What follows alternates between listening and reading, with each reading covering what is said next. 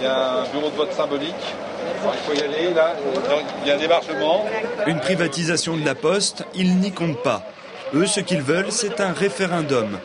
Et pour défendre cette institution du service public et faire pression sur le gouvernement, les membres des syndicats comptent sur le soutien des premiers concernés, les usagers de la Poste.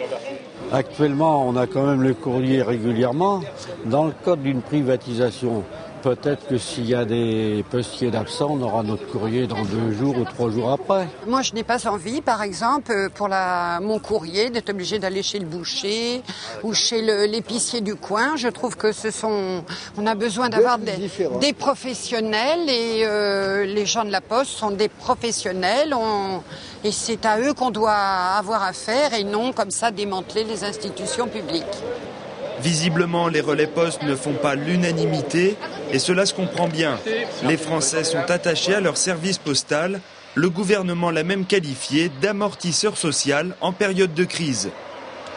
Une privatisation de la Poste pourrait entraîner la suppression des bureaux dans les zones les plus isolées, une constatation que refusent les membres de la CGT. La majeure partie de la population qui est active, qui se déplace, qui est mobile, il n'y a pas de problème, ils peuvent aller dans le bourg d'à côté.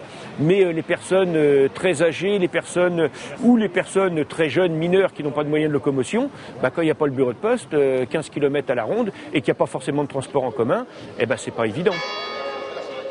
Midi sur le marché de Saint-Gilles-Croix-de-Vie. L'opération votation citoyenne touche à sa fin. Ce sont 250 votes supplémentaires contre la réforme du service public postal qui ont été recueillis. Une opération de sensibilisation de l'opinion publique prévue pour durer jusqu'à samedi.